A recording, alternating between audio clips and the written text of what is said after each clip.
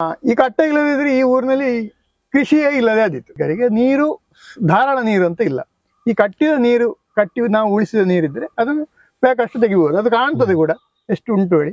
ಅದನ್ನು 93 ಒಂದು ದೊಡ್ಡ ಬರಗಾಲ, ಪುನಃ 1997-98ರಲ್ಲಿ ಮತ್ತೊಂದು ಬರಗಾಲ, 98ರ ಬೇಸಿಗೆಯಲ್ಲಿ ಬಂದಂತಹ ಮತ್ತೊಂದು ಬರಗಾಲ.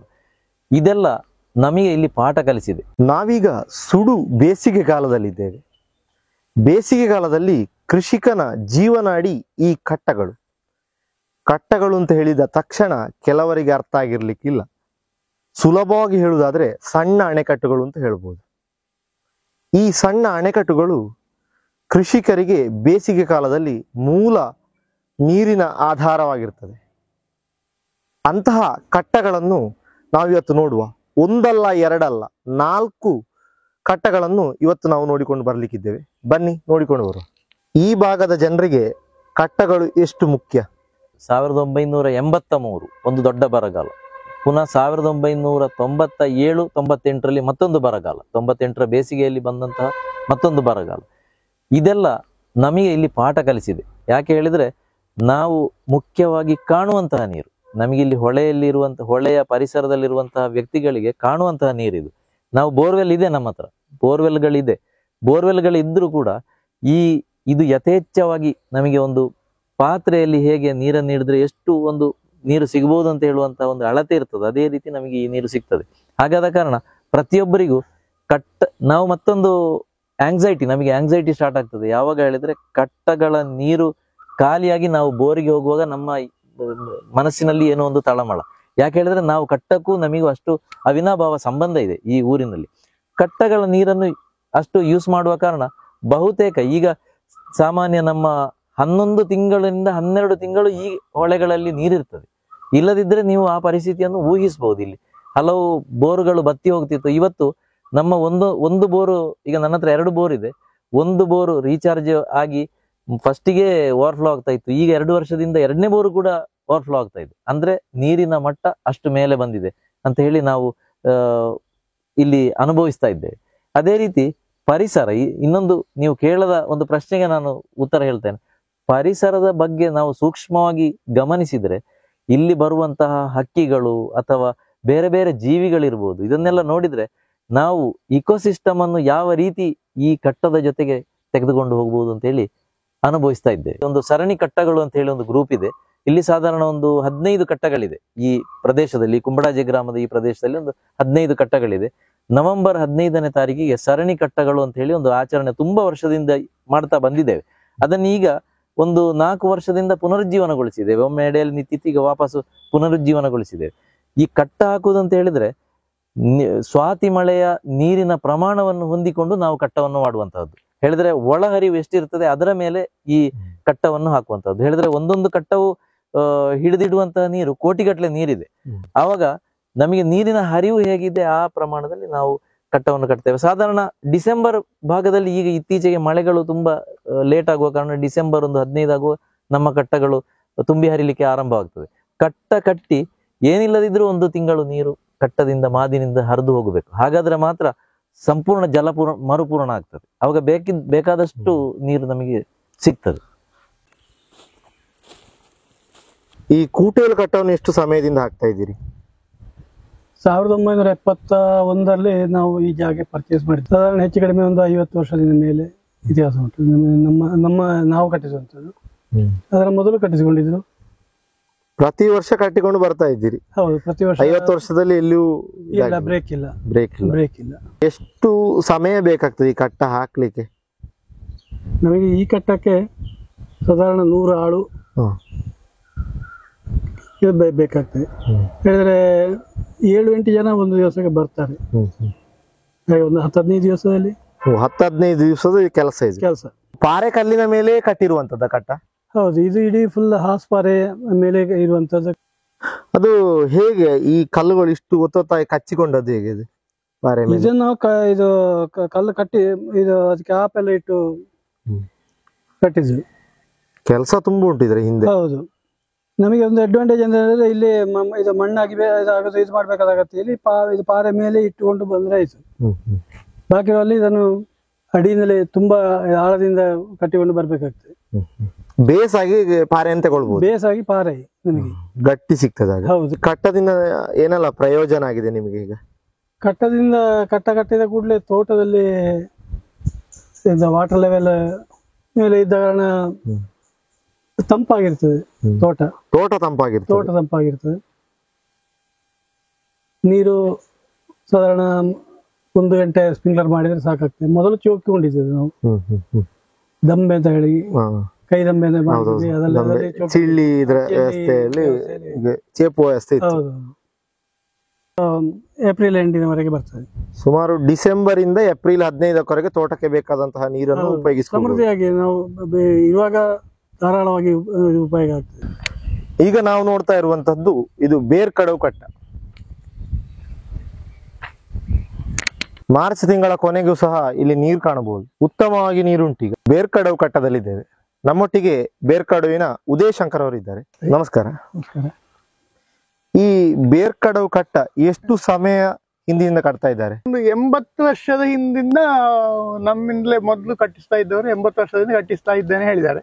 ಅವರಿಂದಲೂ ಹಿಂದೆ ಇದರ ಪ್ಲೇಸ್ ಮಾತ್ರ ಸ್ವಲ್ಪ ಮೇಲೆ ಇತ್ತು, ಮೊದಲು ಆಗ್ತಾ ಇತ್ತು. ಅಂದ್ರೆ ಈ ಬಯಲ್ನಲ್ಲಿ ಭತ್ತದ ಕೃಷಿ ಆಗ್ತಾ ಇರುವಾಗ ಓವರ್ಫ್ಲೋ ಆಗಿ ಹೋಗ್ಲಿಕ್ಕೆ ಬೇಕಾಗಿ ಈ ಸೈಡು ಆ ಸೈಡು ಎರಡು ನೀವೇನು ಹೇಳ್ತೀರಿ ಕಾಲುವೆಗಳಲ್ಲಿ ಹೋಗಿ ಬೆಳೆ ಮಾಡ್ತಾ ಇರುವಾಗಲಿಂದಲೇ ಇತ್ತು.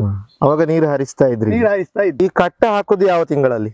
ಕಟ್ಟ ಸಾಧಾರಣ ನವೆಂಬರ್ ಡಿಸೆಂಬರ್ಲಿ ಲಾಸ್ಟ್ ಮಳೆ ಬಂದು 1.5 ತಿಂಗಳಾಗುವಾಗ, ಅಂದ್ರೆ ನಮ್ಗೆ ನೀರಿನ ಫ್ಲೋ ನೋಡಿಕೊಂಡು ಕಟ್ಟುದು.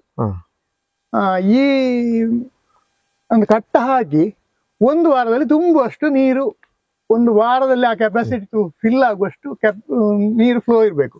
ಲಾಸ್ಟ್ ಫ್ಲೋ ಅಲ್ಲ, ಇದು ಫ್ಲೋ ಹೋಗ್ತಿರುವಾಗಲೇ ನಾವು 1 ವಾರದ ನೀರನ್ನು ಸ್ಟಾಕ್ ಮಾಡಿರ್ತೇವೆ. ಅಂದ್ರೆ ಕೆಲವೊಮ್ಮೆ ಅದು ವ್ಯತ್ಯಾಸ ಆಗ್ತದೆ. ನೀರು ಫ್ಲೋ ಒಳ್ಳೇದಿದ್ರೆ ಈ ವರ್ಷ ನಮ್ಗೆ ಕಟ್ಟುವಾಗ 1 ದಿನದಲ್ಲಿ ನೀರು ತುಂಬಿತ್ತು. ಎಷ್ಟು ಸಮಯದವರೆಗೆ ಈ ಕಟ್ಟ ಇರ್ತದೆ? ಕಟ್ಟ ನಮ್ಗೆ ಮಳೆ ಬರುವವರೆಗೆ ಇರ್ತದೆ. ಆದ್ರೆ ನೀರು ಮಳೆ ಲಾಸ್ಟ್ ಮಳೆ ಬಿಟ್ಟು 4.5 ತಿಂಗಳಿಗೆ ನೀರು ಇರ್ತದೆ. ಏಪ್ರಿಲ್ ಕೊನೆಯವರೆಗೆ ಬರ್ತದೆ. ಏಪ್ರಿಲ್ ಕೊನೆಯವರೆಗೆ ಬರ್ತದೆ. ಒಂದು ಮಳೆ ನಮ್ಗೆ ಎಡೆಯಲ್ಲಿ ಸಿಕ್ಕಿತ್ತು ಅಂತ ಹೇಳಿದ್ರೆ ಈಗ ನಾವು ನೀರು ಬಿಟ್ಟದ್ದು ಉಂಟು. ಕಳೆದ ವರ್ಷ ಸ್ವಲ್ಪ ನೀರು ಕಮ್ಮಿ ಇತ್ತು. ಮೊದಲಿನ ವರ್ಷ ನಾವು ನೀರು ಫುಲ್ ನೀರು ಬಿಟ್ಟಿದ್ದೇವೆ. ಯಾಕೆ ಹೇಳಿದ್ರೆ ಎಡೆಯಲ್ಲಿ 2 ಸರ್ತಿ ಮಳೆ ಬಂದಿದೆ. ಮಳೆ ಬಂದ್ರೆ ನಾವು ವಾಪಸ್ ಸಮುದ್ರಕ್ಕೆ ಬಿಡ್ಬೇಕಾಗ್ತದೆ ನೀರು. ವೇಟ್ ಬ್ಯಾರಿಂಗ್ ಕೆಪಾಸಿಟಿಗೆ ಬೇಕಾಗಿ ಕಲ್ಲು ಕಟ್ಟೋದು, ಹಳೆ ರೀತಿಯಲ್ಲಿ ಕಲ್ಲು ಕಟ್ಟಿ ಅದರ ಎದುರಿಂದ ಮಣ್ಣನ್ನು ಕಲಸಿ ಒಂದು ಎಂತ ಇಂಗ್ಲಿಷಲ್ಲಿ ಫ್ಲೆಕ್ಸಿಬಿಲಿಟಿ ಇರುವ ಒಂದು ಮಣ್ಣನ್ನು ಅದರ ಮೇಲಿಂದ ಈ ಬೀಡಿಂಗ್ ತರ ಇರುದು. ಅದು ನಿಮ್ಮ ಇಂಜಿನಿಯರಿಂಗ್ ಪ್ಲಾನಿಂಗ್ ಪ್ರಕಾರ ಹೈಟಿನ ಅಷ್ಟೇ ಅಡಿ ಬೇಕಾಗ್ತದೆ. ಹಾಗೆಲ್ಲ ಮಾಡಿ ಅದು ಮೊದಲಿನವರೇ ಕಂಡು ಹಿಡಿದಿದ್ದಾರೆ ಅದನ್ನು, ಎಷ್ಟು ವೇಟಿಂಗ್ ಬ್ಯಾಗ್ ಕೆಪಾಸಿಟಿ ಎಷ್ಟು ಎಂತ ಅಂತ ಹೇಳುದು. ಹೌದು, ಹಾಗೆ ಕಟ್ಟುವಂತದ್ದು. ಈಗ ಮಾತ್ರ ನಾವು ಈ ಫೈಬರ್ ಶೀಟ್ ಹಾಕ್ತೇವೆ ಅಂತ ಹೇಳಿದ್ರೆ, ಫೈಬರ್ ಅಲ್ಲ, ಅದು HDP ಶೀಟ್. ಈ ನಾವು ಪ್ರತಿ ವರ್ಷ ಕಟ್ಟಿದ ಕಲ್ಲು ಮಣ್ಣನ್ನು ಪ್ರತಿ ವರ್ಷ ನೀರು ಮುಗಿಯುವಾಗ ಈ ಸೈಡ್ ಅಲ್ಲಿ ಮತ್ತು ಆ ಸೈಡ್ ಅಲ್ಲಿ 2 ಸೈಡ್ ಅಲ್ಲಿ ತೆಗೆದಿರ್ತೇವೆ. ಹಾಗೆ ಇದು ನಮ್ಗೆ ಇದು ಹಾಕಿದ್ರಿಂದಾಗಿ ಈ ಮಣ್ಣು ಹಾಕುವ ಲೇಬರ್ ಅಷ್ಟು ಕಮ್ಮಿ ಆಗ್ತದೆ. ಮಣ್ಣು ತುಂಬಾ ಕಮ್ಮಿ ಬೇಕಾಗ್ತದೆ. ಈಗ ತುಂಬಾ ಒಂದು ಸಾಧಾರಣ ನಮ್ಗೆ ಕಟ್ಲಿಕ್ಕೆ 100 ತೆಗಿಲಿಕ್ಕೆ 100 ಅಂತ ಒಂದು 200 ಲೇಬರ್ ಡೇಸ್ ಬೇಕಾಗ್ತದೆ ಅಂತ ಮನುಷ್ಯನ ಒಂದು ಶ್ರಮ ಉಂಟು. ಹೌದು, ಅಷ್ಟು ಕಮ್ಮಿ ಆಗ್ತದೆ ಇದರಿಂದಾಗಿ. ಇದು ಆ ಲೇಬರ್ ಕಾಸ್ಟ್ ಉಳಿಸಲಿಕ್ಕೆ ಬೇಕಾಗಿ ಮಾತ್ರ ನಾವು HDP ಶೀಟ್ ಹಾಕೋದು. ಮಾಡರ್ನೈಸೇಷನ್ ಅಂತ ಹೇಳ್ಬೋದು.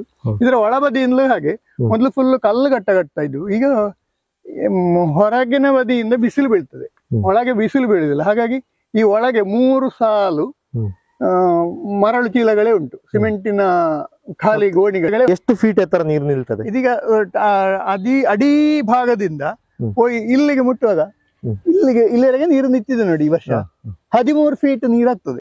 ಇದರಲ್ಲಿ ಸಾಧಾರಣ ಕಟ್ಟಿ ಆಗುವಾಗ 1.5 ಕಿಲೋಮೀಟರ್ ದೂರಕ್ಕೆ ನೀರು ನಿಲ್ತದೆ. ಸಾಧಾರಣ ಲೆಕ್ಕ ಹಾಕಿ 1.5 ಕೋಟಿ ಲೀಟರ್ ಅಂದಾಜು ಪ್ರತಿ ವರ್ಷ ಈ ಕಟ್ಟ ಕಟ್ಲಿಕ್ಕೆ ಎಷ್ಟು ಖರ್ಚಾಗ್ತದೆ? ಪ್ರತಿ ವರ್ಷದ ಲೆಕ್ಕಕ್ಕೆ ಈ ವರ್ಷ ಕಟ್ಲಿಕ್ಕೆ ಒಂದು 60 ಮುಗಿದಿದೆ, 1,60,000 ಮುಗಿದಿದೆ. ತೆಗಿಲಿಕ್ಕೆ ಒಂದು 80,000 ಬೇಕು. ಅಂದ್ರೆ 2.5 ಲಕ್ಷ ರೂಪಾಯಿ ಈಗ ಮುಗಿದಿದೆ ಪ್ರತಿ ವರ್ಷ. ಅಷ್ಟು ಖರ್ಚು ಮಾಡಿ ನಿಮಗೆ ಅದರ ಪ್ರಯೋಜನ ಉಂಟದು? ಪ್ರಯೋಜನ ಉಂಟು ಹೇಳಿದ್ರೆ, ಈ ಕಟ್ಟ ಇಲ್ಲದಿದ್ರೆ ಈ ಊರಿನಲ್ಲಿ ಕೃಷಿಯೇ ಇಲ್ಲದೆ ಆದಿತ್ತು. ಈ ಭೂಭಾಗದ ಒಂದು ಸ್ಟ್ರಕ್ಚರ್ ಅಂತ ಹೇಳ್ತಾರೆ ಇಂಗ್ಲಿಷ್ ಅಲ್ಲಿ, ಕನ್ನಡದಲ್ಲಿ ಅಂತ ಹೇಳಿದ್ರೆ ಗೊತ್ತಿಲ್ಲ ನನಗೆ. ಹೇಗೆ ಉಂಟು ಹೇಳಿದ್ರೆ, ಇದು ಅಡಿಯಲ್ಲಿ ಹಾರ್ಡ್ ರಾಕ್, ನಿಮ್ಗೆ ಬೋರ್ ಮಾಡಿದ್ರೆ ಹೆಚ್ಚು ನೀರು ಸಿಗುದಿಲ್ಲ, ಎಷ್ಟು ಮನೆ ಖರ್ಚಿಗೆ ಮಾತ್ರ ನೀರು ಸಿಕ್ಕಿತ್ತಷ್ಟೇ. ಹಾಗಾಗಿ ನಾವೇನು ಮೇಲಿಂದ ಉಳಿಸಿದ್ದೇವೆ ಆ ನೀರನ್ನೇ ಉಪಯೋಗಿಸ್ಬೇಕಷ್ಟೇ. ಈಗ ಮೊದಲಿಗೆ ನಾನು ಹೇಳಿದಾಗೆ ನೀರು ಚಾನಲಲ್ಲಿ ಕಾಲುವೆಯಲ್ಲಿ ಹೋಗ್ಲಿಕ್ಕೆ ಬೇಕಾಗಿ ಕಟ್ಟಿದ್ದದು, ಈಗ ಪಂಪ್ ಮಾಡಿ ತೆಗಿಲಿಕ್ಕೆ ಬೇಕಾಗಿ ಪಂಪುಗಳೆಲ್ಲ ಬಂದ ಕಾರಣ ಈ ಎರಡೂ ಭಾಗದ ಕೃಷಿಕರಿಗೆ ನೀರು ಧಾರಾಳ ನೀರು ಅಂತ ಇಲ್ಲ. ಈ ಕಟ್ಟಿ ನಾವು ಉಳಿಸಿದ ನೀರಿದ್ರೆ ಅದನ್ನು ಬೇಕಷ್ಟು ತೆಗಿಬಹುದು. ಅದು ಕಾಣ್ತದೆ ಕೂಡ ಎಷ್ಟು ಉಂಟು ಹೇಳಿ, ಅದನ್ನು ಬೇಕಾದ ಹಾಗೆ ಉಪಯೋಗಿಸಿಕೊಳ್ಬಹುದು. ಬೇರ್ಕಡವು ಕಟ್ಟದಿಂದ ನೀವು ಹೇಗೆ ಪ್ರಯೋಜನ ಪಡಿತಾ ಇದ್ದೀರಿ? ಬೇರ್ಕಡವು ಕಟ್ಟ ಅಂತ ಹೇಳಿದ್ರೆ ಸಾಧಾರಣ ನಾನು ಹುಟ್ಟುವ ಮೊದಲಿನಿಂದಲೇ ಇಲ್ಲಿ ಕಟ್ಟವನ್ನು ಕಟ್ಟುತ್ತಾ ಇದ್ದಾರೆ. ನನ್ನ ತಂದೆಯವರು ಮೊದಲು ಇದರ ಉಸ್ತುವಾರಿ ನೋಡ್ತಾ ಇದ್ರು, ಈಗ ಉದಯಣ್ಣನವರು ನೋಡ್ತಾ ಇದ್ದಾರೆ. ಅದಕ್ಕಿಂತ ಮುಂಚೆ ಇಲ್ಲೇ ಇವರು ಶಾಮಣ್ಣ ಅವರು ನೋಡ್ತಾ ಇದ್ರು. ಹಾಗೆ ಕಟ್ಟ ಇದ್ದದರಿಂದ ನಮಗೆ ನಮ್ಮ ಕೃಷಿ ಉಳಿದಿದೆ. ಇನ್ವೆಸ್ಟ್ಮೆಂಟ್ ಮಾಡಿಬಿಟ್ಟು ನಾವು ಕಟ್ಟುತ್ತಾ ಇದ್ದೇವೆ. ನೀರು ಎಳೆಯೋರು ಅದರ ಉಪಯೋಗ ಮಾಡುವವರು ಬೇರೆ ತುಂಬಾ ಜನ ಇದ್ದಾರೆ. ಆದ್ರೆ ಇದರ ಒಂದು ಪಾಲುದಾರಿಕೆ ಅಂತ ಹೇಳಿದ್ರೆ ನಮ್ಮ ಈ ಒಂದು 15 ಮನೆಯವರು ಸೇರಿಬಿಟ್ಟು ಕಟ್ಟುವಂತಹ ಕಟ್ಟ ಇದು. ನಾವೀಗ ನೋಡ್ತಾ ಇದ್ದೇವೆ, ಇದು ನೇರಪ್ಪಾಡಿ ಕಟ್ಟ. ಮಾರ್ಚ್ ತಿಂಗಳ ಕೊನೆಯ ಭಾಗದಲ್ಲಿರುವಂತಹ ನೀರು. ಎಷ್ಟು ಸಮಯದಿಂದ ನೀವು ಈಗ ಈ ಕಟ್ಟವನ್ನು ಹಾಕ್ತಾ ಇದ್ದೀರಿ? ನಾವು ಸಾಧಾರಣ ಒಂದು 40 ವರ್ಷದಿಂದ ಈ ನೇರಪಾಡಿ ಕಟ್ಟವನ್ನು ಮಾಡ್ತಾ ಇದ್ದೇವೆ. ಇದಕ್ಕೆ ಈಗ ನಾನು ವೇಣುಗೋಪಾಲ್ ಕಳೆಯತ್ತೋಡಿ ಹಾಗೂ ನನ್ನ ಹತ್ತಿರದ ಕೇಶವ ಶರ್ಮಾ ನೇರಪಾಡಿ 2 ಜನ ಫಲಾನುಭವಿಗಳು ನೇರವಾಗಿ, ಮತ್ತೆ ಇನ್ನೂ 1-2 ಜನ ಸಣ್ಣ ಫಲಾನುಭವಿಗಳು ಇದ್ದಾರೆ. ಆದರೆ ನಾವೀಗ ಒಂದು 5-6 ವರ್ಷದಿಂದ ಈ ಕಟ್ಟದ ಕೆಲಸವನ್ನು ಮಾಡ್ತಾ ಇದ್ದೇವೆ. ಮೊದಲು ನನ್ನ ತಂದೆ ದಿವಂಗತ ಶ್ಯಾಮ್ ಭಟ್ರು, ಅವರ ತಂದೆ ಕೋರಿಕಾರ ಕೃಷ್ಣ ಭಟ್ರು ಈ ಕೆಲಸವನ್ನು ಮಾಡ್ತಾ ಇದ್ರು. ನಮ್ಮ ನೇರಪಾಡಿ ಕಟ್ಟದಲ್ಲಿ ನೈಸರ್ಗಿಕವಾಗಿ ಒಂದು ಮಾದು ಅಥವಾ ಬಂಡೆ ಇದೆ. ಅಲ್ಲಿ ನಮಗೆ ಒಂದು ಲಾಭ ಅಂತ ಹೇಳಿದ್ರೆ ಆ ಬಂಡೆಯಿಂದ ನೇರಪಾಡಿ ಕಟ್ಟ ಒಂದು 25 ಮೀಟರ್ ನಾವು ಕಟ್ಟುತ್ತೇವೆ. ಬಂಡೆಯಿಂದ ತುದಿಯವರೆಗೆ 42 ಮೀಟರ್ ಇದೆ ಆ ಕಟ್ಟದ ಉದ್ದ. ಈಗ ಪ್ರಕೃತಿ ಮಣ್ಣು ತಂದು ಹಾಕಿದ ಕಾರಣ 25 ಮೀಟರ್ ಮಾತ್ರ ಕಟ್ಟುತ್ತಾ ಇದ್ದೇವೆ. ಈ ಬಂಡೆ ಒಂದು ಆಂಗಲ್ ಅಲ್ಲಿದೆ. ಆದ ಕಾರಣ ಎಂತ ಹೇಳಿದ್ರೆ ನಮಗೆ ಈ ಕಟ್ಟಗಳಲ್ಲಿ ಒಂದು ಸಮಸ್ಯೆ ಹೇಳಿದ್ರೆ, ಮೇಲಿನ ಯಾವುದೇ ಕಟ್ಟ ಹೋದ್ರೆ ರಾತ್ರಿ ಈ ಕಟ್ಟವು ಕೂಡ ಹೋಗ್ತಾ ಇತ್ತು, ಅಂತ ಪರಿಸ್ಥಿತಿ ಇತ್ತು. ಈಗ ನಾವು HDP ಹೈ ಡೆನ್ಸಿಟಿ ಪಾಲಿ ಎಥಿಲಿನ್ ಶೀಟ್ ಅನ್ನು ಯೂಸ್ ಮಾಡ್ತಾ ಇದ್ದೇವೆ. ಅದರ ಮೇಲೆ ಪ್ಲಾಸ್ಟಿಕ್ ಶೀಟ್ ಅನ್ನು ಕೂಡ ಹಾಕಿ, ಇದು ಸಿಲ್ಪಾಲಿನ್ ಶೀಟ್ ಅನ್ನು ಅದರ ಹಿಂದ್ಗಡೆ ಕೂಡ ಹಾಕಿ ಯೂಸ್ ಮಾಡ್ತಾ ಇದ್ದೇವೆ. ಆದ್ದರಿಂದ ಕಟ್ಟ ಸೇಫ್. ನಮಗೆ ಕಟ್ಟ ಅಂತ ಹೇಳಿದ್ರೆ ಈಗ ಇನ್ನು ಮಳೆಗಾಲ ಬಂದು ಒಂದು 15 ದಿವಸ ನಾವು ಅದರ ಮೇಲೆ ನೀರು ಹರಿಲಿಕ್ಕೆ ಬಿಟ್ಟದ್ದು ಉಂಟು. ಕಳೆದ 1 ವರ್ಷ ಮಳೆಗಾಲ ಬೇಗ ಆರಂಭವಾಗಿ 15 ದಿವಸ ಅದರ ಮೇಲೆ ನೀರು ಹೋಗ್ತಿತ್ತು, ಏನು ಆಗುದಿಲ್ಲ. ಅಷ್ಟು ಸೇಫ್ ಆಗಿ ನಮ್ಮ ಕಟ್ಟ ಉಳಿತದೆ ಅಂತ ಹೇಳ್ಬೋದು. ಪ್ರತಿ ವರ್ಷ ಈ ಕಟ್ಟಕ್ಕೆ ಎಷ್ಟು ಅಂದಾಜು ಖರ್ಚಾಗ್ತದೆ? ಸಾಧಾರಣ 1 ಲಕ್ಷ ರೂಪಾಯಿ. ಈಗ ನಾವು ಈ ಲೇಬರ್ ಉಳಿತಾಯದಿಂದ ನಾವು 1 ಲಕ್ಷ ರೂಪಾಯಿಯಲ್ಲಿ ಕಟ್ತಾ ಇದ್ದೇವೆ. ಇಲ್ಲದಿದ್ದರೆ ಬಹುಶಃ ಈ ಕಟ್ಟಕ್ಕೆ ಒಂದು 1.5 ಲಕ್ಷ ರೂಪಾಯಿ ವೆಚ್ಚ ಬರಬಹುದು. ಈಗ ಲೇಬರ್ ಉಳಿತಾಯ, HDP ಶೀಟು ಮತ್ತೆ ಮಣ್ಣನ್ನು ಬಹಳ ಸೀಮಿತವಾಗಿ ಮಣ್ಣನ್ನು ಮಾತ್ರ ಯೂಸ್ ಮಾಡ್ತಾ ಇದ್ದೇವೆ. ಅದರ ಹಿಂದ್ಗಡೆ ಮರುಳಿನ ಚೀಲ, ಈ ಮರುಳನ್ನು ಸಿಮೆಂಟಿನ ಚೀಲಗಳಲ್ಲಿ ತುಂಬಿಸಿ ಇಟ್ಟು ಆ ವೆಚ್ಚವನ್ನು ಕೂಡ ನಾವು ಕಡಿಮೆ ಮಾಡಿದ್ದೇವೆ. ಮೊದಲು ಇದು ಕಪ್ಪು ಕಲ್ಲಿನಿಂದ ಕಟ್ತಾ ಇದ್ದೇವೆ. ಎಲ್ಲವೂ ಲೇಬರ್ ಶಾರ್ಟೇಜ್ ಆದ ಹಾಗೆ ಲೇಬರ್ ಅನ್ನು ಎಷ್ಟು ಕಡಿಮೆ ಯೂಸ್ ಮಾಡಿಕೊಂಡು ಮ್ಯಾಕ್ಸಿಮಮ್ ಕಟ್ಟದ ಒಂದು ಇದನ್ನು ಫಲವನ್ನು ನಾವು ಅನುಭವಿಸ್ತಾ ಇದ್ದೇವೆ. ಬೇಸಿಗೆಯಲ್ಲಿ ಯಾವ ತಿಂಗಳಿನವರೆಗೆ ನೀವು ಇದರ ಉಪಯೋಗ ಪಡಿತೀರಿ? ನೋಡಿ, ಒಂದು ಸಿಂಪಲ್ ಉದಾಹರಣೆ ಹೇಳ್ತೇನೆ. 1998ರಲ್ಲಿ ನಮ್ಮ ಕಟ್ಟಗಳು ಫುಲ್ ಆಗ್ಲಿಲ್ಲ, ಯಾವುದೇ ಕಟ್ಟಗಳು ಫುಲ್ ಆಗ್ಲಿಲ್ಲ. 1997ರಲ್ಲಿ 97ರ ಬೇಸಿ, 97ರಲ್ಲಿ ತುಂಬದೇ ಇದ್ದದ್ದು 98ಕ್ಕೆ ನಮಗೆ ತುಂಬಾ ಇಲ್ಲಿ ಬರಗಾಲ ಬಂತು. ಯಾಕೆ ಹೇಳಿದ್ರೆ ನಮ್ಮ ಈ ಹೊಳೆಯಲ್ಲಿ ಅಲ್ಲಿ ಮರಳಿದೆ, ಒಂದು 15 ಫೀಟ್ ಮರಳಿದೆ ನಮ್ಮ ಕೆಳಗಡೆ ಕಟ್ಟ ಕಟ್ಟುವ ಸ್ವಲ್ಪ ಮೇಲೆ. ಅಲ್ಲಿ 15 ಫೀಟ್ ರಿಂಗ್ ಇದೆ. ಆ ರಿಂಗಿನ ನೀರು ಕೂಡ ಮಾರ್ಚ್ 8ಕ್ಕೆ ಬತ್ತಿ ಹೋಗಿದೆ. ಈಗ ಕಟ್ಟಗಳು ಫುಲ್ ಆಗಿ ಈ ರೀತಿ ನಿಲ್ಲುವ ಕಾರಣ ಸಾಧಾರಣ ಮೇ ತುದಿಯ ತನಕವು, ಮೇ ಕಡೆಯ ತನಕವು ನೀರಿರ್ತದೆ. ಕಟ್ಟದ ಮೇಲ್ಗಡೆ ಸಿಗ್ತದೆ, ಅದರ ನಂತರ 15 ಫೀಟ್ ನೀರು ಕೆಳಗಡೆ ಇರ್ತದೆ. ಹಾಗಾದ ಕಾರಣ ನೀವು ಆಲೋಚನೆ ಮಾಡಬಹುದು ಎಷ್ಟು ನೀರು ಇಲ್ಲಿ ನಾವು ಹಿಡಿದಿಡ್ತೇವೆ ಅಂತ. ಸಾಧಾರಣ ಒಂದೊಂದು ಕಟ್ಟಗಳು 1 ಕೋಟಿ ಲೀಟರ್ನಷ್ಟು ನೀರನ್ನು ಇಡ್ತದೆ. ಇದಕ್ಕಿಂತಲೂ ದೊಡ್ಡ ದೊಡ್ಡ ಕಟ್ಟಗಳಿವೆ, ಕೆಳಗೆ ಮೇಲೆ ಎಲ್ಲ 1-1.5 ಕೋಟಿ 2 ಕೋಟಿ ನೀರನ್ನು ಹಿಡಿದಿಡುವಷ್ಟು ಕೆಪಾಸಿಟಿ ಇರುವಂತಹ ದೊಡ್ಡ ದೊಡ್ಡ ಕಟ್ಟಗಳು. ನಾವು ಅಷ್ಟು ಜಲ ಮರುಪೂರ್ಣವನ್ನು ಮಾಡ್ತಾ ಇದ್ದೇವೆ. ಓಡಂಗಲ್ ಕಟ್ಟದಲ್ಲಿದ್ದೇವೆ. ನಮ್ಮೊಟ್ಟಿಗೆ ಶ್ಯಾಮ್ ಭಟ್ ಓಡಂಗಲ್ ಅವರಿದ್ದಾರೆ. ಬನ್ನಿ ಅವರನ್ನು ಮಾತಾಡಿಸುವ. ನಮಸ್ಕಾರ. ನಮಸ್ಕಾರ. ಈ ಕಟ್ಟದ ಬಗ್ಗೆ ನಮಗೆ ಹೇಳ್ಬೋದಾ? ತಿಳಿದ ವಿಷಯವನ್ನು ನಾನು ಹೇಳುತ್ತೇನೆ. ಹೇಳುವುದು ಅಂದ್ರೆ ಈ ಅಣೆಕಟ್ಟವು ಮಣ್ಣು ಮತ್ತು ಕಲ್ಲಿನ ಸೇರಿದ ಅಣೆಕಟ್ಟು. ಸಾಧಾರಣ ಅಡಿಪಾಯದಲ್ಲಿ ಒಂದು 10-12 ಫೀಟ್ ಅಗಲ ಇರ್ತದೆ. ಒಂದು 4-5 ಫೀಟ್ ಕಲ್ಲಿನ ಅಗಲ ಮತ್ತೆ 6 ಫೀಟ್ ಮಣ್ಣಿನ ಮೆಲ್ಪು. ಆ ಮೆಲ್ಪು ಹಾಕಿ ತುದಿಯಿಂದ ತುದಿಗೆ ಹೋಗುವಲ್ಲಿವರೆಗೆ ನಡುಮಾದು ಬಿಟ್ಟು ಒಣಗಿಸಿ ಮತ್ತೆ ಅದಕ್ಕೆ ಸೈಡಿಗೆ ಈಗ ಪ್ಲಾಸ್ಟಿಕ್ ಇದ್ದ ಕಾರಣ ನೀರು ನಿಲ್ಲುತ್ತದೆ. ಇಲ್ಲದಿದ್ದರೆ ಇದು ಪೊಗಳಾಗಿ ಹೋಗುವ ಸಂದರ್ಭ ಜಾಸ್ತಿ ಇತ್ತು ಮೊದಲಿನ ಕಾಲದಲ್ಲಿ. ಈಗ ಈ ಪ್ಲಾಸ್ಟಿಕ್ ಶೀಟ್ ಬಂದ ಮೇಲೆ ನಮಗೆ ತುಂಬಾ ಅನುಕೂಲ ಆಗಿದೆ, ನೀರು ವೇಸ್ಟೇಜ್ ಇಲ್ಲ. ಆದ್ರೆ ನೀರು ಸಾಧಾರಣ ಮೇ ಜೂನ್ ವರೆಗೂ ಇದರಲ್ಲಿ ನಮಗೆ ನೀರಿನ ಉಪಯೋಗಕ್ಕೆ ಬರ್ತದೆ. ಹೊಯ್ಗೆ ಮುಚ್ಚಿದ ಇದ್ರು ಹೊಯ್ಗೆ ಕಾಣುವುದಿಲ್ಲ, ಅಷ್ಟು ನೀರು ಕಡೆವರೆಗೆ ಉಳಿಯುತ್ತದೆ. ಸಾಧಾರಣ 6-8 ಫೀಟ್ ಅಷ್ಟು ಎತ್ತರಕ್ಕೆ ನೀರು ತುಂಬಿದರೂ ಕೂಡ ಕೊನೆ ತನಕ 5 ಫೀಟ್ ಆವರೇಜ್ ಇದ್ದೇ ಇರ್ತದೆ. ಈ ಕಟ್ಟದಲ್ಲಿ ನೀರು ಇಲ್ಲದಿದ್ದರೆ ಪರಿಸರ ಎಲ್ಲಿಯೂ ನೀರಿಲ್ಲ. ಬಾವಿಯಲ್ಲಿ ಅಥವಾ ಬೋರಿಗಾದ್ರೂ ನೀರು ಆರಿ ಹೋಗುತ್ತದೆ, ನೀರಿಗೆ ಬೇರೆ ಆಶ್ರಯವೇ ಇಲ್ಲ. ಇದು ಇಡೀ ಊರಿಗೆ ಉಪಕಾರ ಆಗುತ್ತದೆ. ಕೆಲವು ಕೃಷಿಕರಿಗೆ ಇದರ ನೀರು ಡೈರೆಕ್ಟ್ ಆಗಿ ಬಂದರೂ ಕೂಡ ಇನ್ನು ಕೆಲವರಿಗೆ ಒಳಗಿನ ಕೆರೆಯಲ್ಲಿ ನೀರಾರುವುದಿಲ್ಲ. ಅಂತರ್ಜಲ ಮಟ್ಟ ಏರಿಸಿ ಕಟ್ಟದ ನೀರನ್ನು ಉಪಯೋಗ ಮಾಡ್ಲಿಕ್ಕೆ ಆಗುತ್ತದೆ. ಹಾಗೆ ಇದು ಹಳೇ ತಲೆಮಾರಿಯಿಂದ ಅಜ್ಜನ ಕಾಲದಿಂದ ಮಾಡಿಕೊಂಡು ಬಂದ ಕಾರಣ ಕೃಷಿಯಲ್ಲಿ ಈ ಕೆಲಸವನ್ನು ನಿಲ್ಲಿಸದೆ ಈವರೆಗೆ ಎಷ್ಟೇ ಕಷ್ಟ ಆದ್ರೂ ಮುಂದುವರಿಸುತ್ತಾ ಬಂದಿದ್ದೇನೆ. ಎಷ್ಟು ವರ್ಷದಿಂದ ಈ ಕಟ್ಟ ಹಾಕ್ತಾ ಇದ್ದೀರಿ? ಕಟ್ಟ ನಾವು ಬಿಡದೇ ಹಾಕುತ್ತಾ ಇದ್ದೇವೆ. ನನಗೆ ತಿಳಿದರಿಂದ ಅಜ್ಜನ ಕಾಲದಿಂದ ಹಿಡಿದು ಸಾಧಾರಣ 100 ವರ್ಷ ಆಗ್ಬಹುದು. 100 ವರ್ಷದ ಮೇಲೆ ಆಗ್ಬಹುದು. ಈಗ ನೋಡುವಾಗ ಕಟ್ಟ ಕಟ್ಲಿಕ್ಕೆ ಸುಮಾರು ಮಣ್ಣು ಬೇಕಾದಾಗ ಕಾಣ್ತದೆ. ಆ ಇಷ್ಟು ಮಣ್ಣನ್ನು ನೀವು ಎಲ್ಲಿಂದ ತರ್ತೀರಿ? ಮಣ್ಣು ನನಗೆ ಸಂಗ್ರಹ ಮಾಡ್ಲಿಕ್ಕೆ ತುಂಬಾ ಕೆಲಸ ಹಿಡಿಯುತ್ತದೆ.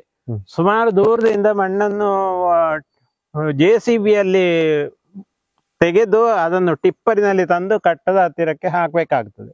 ಸುಮಾರು 20-25 ಲೋಡು ಟಿಪ್ಪರ್ ಮಣ್ಣು ಇದಕ್ಕೆ ಉಪಯೋಗ ಉಂಟು. ಅದನ್ನು ಬೇರೆ ಪೈಪಿನಲ್ಲಿ ನೀರು ತಂದು ಅದನ್ನು ಕಲಸಿ ಅಲ್ಲಿ ಸ್ಟಾಕ್ ಮಾಡಿ ಕಟ್ಲಿಕ್ಕಾಗುವ ಕೈಗಾಡಿಯಲ್ಲಿ ತಂದು ಇದಕ್ಕೆ ಹಾಕುವುದು. ಆ ಕ್ರಮದಲ್ಲಿ ಈಗ ಸುಧಾರಿಕೆ ಆಗುತ್ತದೆ. ಮೊದಲೆಲ್ಲ ತಲೆಹೊರೆಯಲ್ಲೇ ಆಗ್ತಾ ಇತ್ತು. ಈಗ ಗಾಡಿ ಮತ್ತು ಟಿಪ್ಪರ್ ಇದ್ದ ಕಾರಣ ಅಷ್ಟು ಸುಲಭ ಆಯಿತು. ಇಲ್ಲದಿದ್ದರೆ ಇಲ್ಲಿ ಹತ್ತಿರದಿಂದಲೇ ಬರೆಯಿಂದ ಅಗೆದು ಹೊರುವ ವ್ಯವಸ್ಥೆ ಇತ್ತು. ಈಗ ಸೈಡ್ ಬರೆ ದೂರ ಆಗಿ ಮಣ್ಣು ತರಲಿಕ್ಕೆ ತುಂಬಾ ದೂರ ಆಗ್ತದೆ. ಮತ್ತೆ ಕಲ್ಲು ಮಣ್ಣು ಬೆರಕೆ ಇರುವ ಮಣ್ಣಿನಿಂದ ಕಟ್ಲಿಕ್ಕೆ ಕಷ್ಟ. ಇದಕ್ಕೆ ಸರಿಯಾದ ಹುಡಿ ಮಣ್ಣಿರುವ ಜಾಗದಿಂದಲೇ ಮಣ್ಣನ್ನು ನಾವು ಸಂಗ್ರಹ ಮಾಡ್ಬೇಕಾಗ್ತದೆ. ಅದು ಒಂದು ದೊಡ್ಡ ಕೆಲಸವೇ ಆಗಿದೆ. ಈಗ ಅಂತೂ ಇಷ್ಟರವರೆಗೆ ಸುಧಾರಿಕೆ ಆಯ್ತು. ಇನ್ನು ಹೇಗಾಗ್ತದೆ ಅಂತ ನೋಡ್ಬೇಕಷ್ಟೇ. ಜಾಗ ಇದೆ, ಮಣ್ಣು ಇದೆ. ಇದು ಕಟ್ಟದ ಮಾದು ಅಂತ ಹೇಳ್ತೇವೆ. ಈ ಕಟ್ಟದ ಮಾದಿನಲ್ಲಿ ನೀರು ಪರಿಪ್ಪು ಇರುವ ಟೈಮಿಗೆ ನೀರು ಇದರಲ್ಲಿ ಮಗುಚಿ ಹೋಗ್ಬೇಕು, ಇಲ್ಲ ಇದ್ರೆ ಕಟ್ಟಕ್ಕೆ ಅಪಾಯ ಇದೆ. ಹಾಗಾಗಿ ಇದು ವರ್ಷವುದೇ ಮಾಡುವುದು ಇಷ್ಟೇ. ಇದರಕ್ಕೆ ರಕ್ಷಣೆಗೆ ಅಂತ ಅಡ್ಡ ಮರಗಳನ್ನಿಟ್ಟು ಹೊಯ್ಗೆ ಗೋಣಿಯಲ್ಲಿ ಮುಚ್ಚಿ ಆಮೇಲೆ ಮಣ್ಣನ್ನು ಸವರುವುದು. ಎಲ್ಲಿಯಾರು ಎಮರ್ಜೆನ್ಸಿಯಲ್ಲಿ ನೀರು ಜಾಸ್ತಿ ಬಂತು ಅಂತ ಆದರೆ ಈ ಹೊಯ್ಗೆ ಚೀಲವನ್ನು ತೆಗೆದು ನೀರನ್ನು ಜಾಸ್ತಿ ಮಾದಿನಲ್ಲೇ ಬಿಡುವ ಲಭ್ಯತೆ ಇರ್ತದೆ. ಕೆಲವು ವರ್ಷ ಹಾಗೆ ಆಗಿದ್ದು ಉಂಟು. ಮೇಲಿನ ಕಟ್ಟಗಳೆಲ್ಲಿಯಾರು ಒಡೆದು ಅಥವಾ ಅನಾಹುತದಿಂದ ಪೊಗಳಾಗಿ ಬಂದು ನೀರು ಜಾಸ್ತಿ ಆದರೆ ನಾವು ನಮ್ಮ ಕಟ್ಟವನ್ನು ರಕ್ಷಣೆಗೋಸ್ಕರ ಒಮ್ಮೆ ಅದನ್ನು ಕಡಿಸ್ತೇವೆ. ಸಮಯ ನೋಡಿ ಅದನ್ನು ಕಟ್ಟಿ ಬಿಡ್ಬೇಕು, ಕೂಡಲೇ ಕಟ್ಟಬೇಕಾಗ್ತದೆ. ಬೇಸಿಗೆ ಕಾಲದಲ್ಲಿ ನಿಮಗೆ ಕಟ್ಟದ ನೀರು ಎಷ್ಟು ಸಮಯಕ್ಕೊರೆಗೆ ಬರ್ತದೆ? ಈ ಕಟ್ಟದಲ್ಲಿ ನೀರು ತುಂಬಿತ್ತು ಇರ್ತದೆ ಅಂತ ಆದ್ರೆ ಸಾಧಾರಣ ಜೂನ್ ವರೆಗೂ ಈ ಕಟ್ಟದಲ್ಲಿ ನೀರಿರ್ತದೆ. ನೀರಿನ ಇದೇ ಬರುವುದಿಲ್ಲ, ಇಲ್ಲದಂತಹ ಪ್ರಸಂಗವೇ ಇಲ್ಲ. ಈ ನೀರು ಇಲ್ಲದಿದ್ದರೆ ಹತ್ತಿರ ಎಲ್ಲಿಯೂ ನೀರು ಇರುವುದಿಲ್ಲ. ವರ್ಷವು ಈ ಕಟ್ಟ ಕಟ್ಟಲಿಕ್ಕೆ ಒಂದು ಎಷ್ಟು ಖರ್ಚಾಗ್ಬೋದು? ಸಾಧಾರಣವಾಗಿ ಈ ಕಟ್ಟಕ್ಕೆ ಖರ್ಚು ಅಂತ ಹೇಳಿ ಸಾಧಾರಣ 1 ಲಕ್ಷದ ಹತ್ತಿರ ಆಗ್ತದೆ. ಅದರಲ್ಲಿ ಕೆಲವೆಲ್ಲ ನಮ್ಮ ಸ್ವಂತ ಕೆಲಸವೂ ಇದೆ. ಆದರೆ ಇದನ್ನು ಈ ವರ್ಕ್ಮೆನ್ಶಿಪ್ ಇದೆ ಅಲ್ಲ, ಅದನ್ನು ನಾವು ಕಾಂಟ್ರಾಕ್ಟ್ ಆಗಿ ಕೊಡ್ತೇವೆ. ತಿಳಿದವರನ್ನು ಹುಡುಕಿ ಕರೆತಂದು ಅವರೇ ಅವರ ಕೆಲಸದವರನ್ನ ತಂದು ಕೆಲಸ ಮಾಡಿಸುವುದು. ಹಾಗಾಗಿ ನಾವು ಅದನ್ನು ಕಾಂಟ್ರಾಕ್ಟ್ ಆಗಿ ಕೊಡ್ಬೇಕಷ್ಟೇ ಹೊರತು ದಿನಕೂಲಿಯಲ್ಲಿ ಆಗಲಿಕ್ಕಿಲ್ಲ. ಹಾಗಾಗಿ ಒಂದು ಅಂದಾಜಿನ ಕೆಲಸ ಕಡಿಮೆ ಆದರೂ ಕೂಡ ಅವನಿಗೆ ಅಷ್ಟು ಕೊಡುವುದ ಅಭ್ಯಾಸ. ಇಲ್ಲದಿದ್ರೆ ಅವನು ಬರುವ ವರ್ಷವೂ ನಮಗೆ ಬರ್ಬೇಕಾಗ್ತದೆ. ಎಷ್ಟು ದಿವಸ ಬೇಕಾಗ್ತದೆ ಈ ಕಟ್ಟ ಕಟ್ಟಲಿಕ್ಕೆ? ಕಟ್ಟಕ್ಕೆ ಸಾಧಾರಣವಾಗಿ 20 ದಿನ 20 ದಿನದಲ್ಲಿ ಪೂರ್ತಿ ಮಾಡಿ ಕೊಡ್ತಾರೆ. ಜೋರಾಗಿ ಮಾಡಿದರೆ 15 ದಿವಸದಲ್ಲಿ ಮಾಡ್ಲಿಕ್ಕೂ ಸಾಕು. ಅದು ಜನ ಹೊಂದಿಕೊಂಡು ಬಂದ ಕೆಲಸದವರನ್ನು ಹೊಂದಿಕೊಂಡು ಆಗ್ಬಿಟ್ಟಾರೆ. ನೀರು ಎರ್ಕಿದರೆ ನೀರು ತುಂಬಿದರೆ ನಮ್ಮ ಕೆಲಸ ಆಯ್ತು, ನಮಗೆ ಅಷ್ಟೇ ಹೇಳ್ಬೋದಷ್ಟೇ. ಈಗ ವರ್ಷ ಪೂರ್ತಿ ನೆಮ್ಮದಿಯಲ್ಲಿ ಇರ್ಬೇಕಷ್ಟೇ. ಈ ನೀರಿನ ಬಗ್ಗೆ ಆ ಚಿಂತನೆ ಬೇಡ ಅಂತ. ಇವತ್ತು ನಾವು ಪಾರಂಪರಿಕವಾಗಿ ಮಾಡಿದಂತಹ 4 ಕಟ್ಟಗಳನ್ನು ನೋಡಿಕೊಂಡು ಬಂದೆವು. ಇಂತಹ ಕಟ್ಟಗಳನ್ನು ಮುಂದಿನ ದಿನಗಳಲ್ಲಿ ಉಳಿಸಿ ಮುಂದುವರಿಸಿಕೊಂಡು ಹೋಗುವಂತಹ ಕೆಲಸ ನಡಿಬೇಕಾಗಿದೆ. ಇವತ್ತಿನ ವಿಡಿಯೋವನ್ನು ನಾನು ಇಲ್ಲಿಗೆ ಮುಗಿಸ್ತಾ ಇದ್ದೇನೆ. ಇನ್ನೊಂದು ಹೊಸ ವಿಷಯದೊಂದಿಗೆ ಮುಂದಿನ ವಿಡಿಯೋದಲ್ಲಿ ಸಿಗ್ತೇನೆ. ನೋಡ್ತಾ ಇರಿ ಕನ್ನಡ ವಿಪುಲ ನ್ಯೂಸ್. ನಮಸ್ಕಾರ.